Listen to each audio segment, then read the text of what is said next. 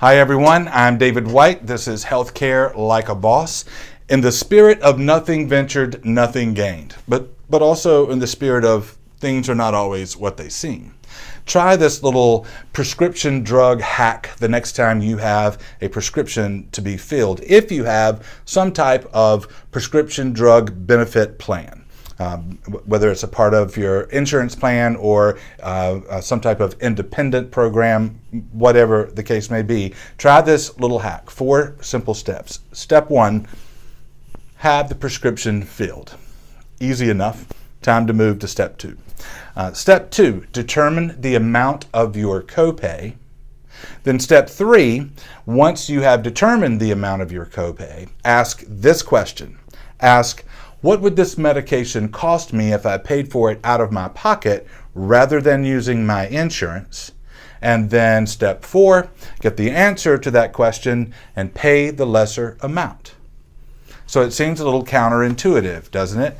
We automatically think, in fact, we may be conditioned to think, that the copay would of course always be lower than paying for a medication out of pocket, but that's not necessarily true. In fact, according to Dr. Karen Van Nuys from the University of Southern California and a team of researchers in the Schaefer Center for Health Policy and Economics, that's not true about 23% of the time. 23% of the time.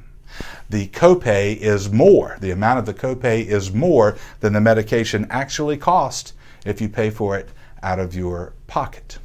Oh, that's a little bit crazy, right? And we ask, how can this even happen? And it has to do with pharmacy benefit managers, PBMs, and negotiations and contracts with pharmacies. It has to do with a thing called clawbacks. You can read about it. I've blogged on this topic at the HealthScient website. I'll link it below, and there's some links to the study and to some things about clawbacks. You can read that on your own, but it has to do with those kinds of things. It's a little bit crazy to think about. So depending on where you live and which state you live in, you may ask your pharmacist that question, and that person may tell you, I'm not allowed to answer that question. I cannot answer that question for you. Now they're not trying to just put you off. It could very well be true that as a part of the contract that pharmacy has with their PBM, their pharmacy benefit manager, as a part of that contract, the PBM may have put in a gag clause which prohibits the pharmacist from answering that question, which prohibits the pharmacist from giving their customer important and truthful information. Let that sink in for a minute. Now, I don't know how widespread that still is. I know in the state of Georgia, we have a law that says that a pharmacy benefit manager or whomever is negotiating cannot put a gag clause into the contract with the pharmacy.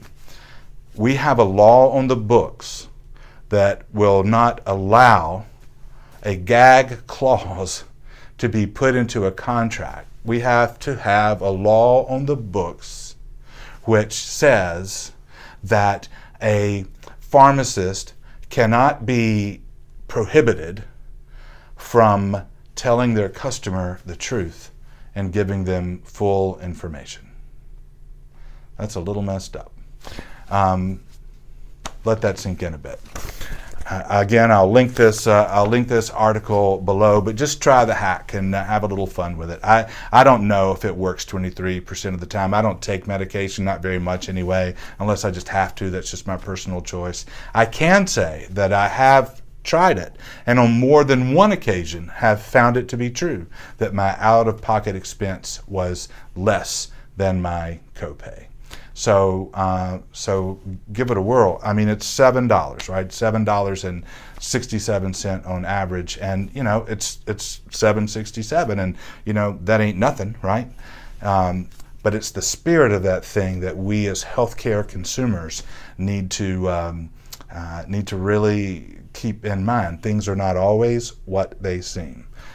Ask good questions. I'm David White. This is Healthcare Like a Boss. Subscribe to this channel below. It's easy to do, and I will see you next time.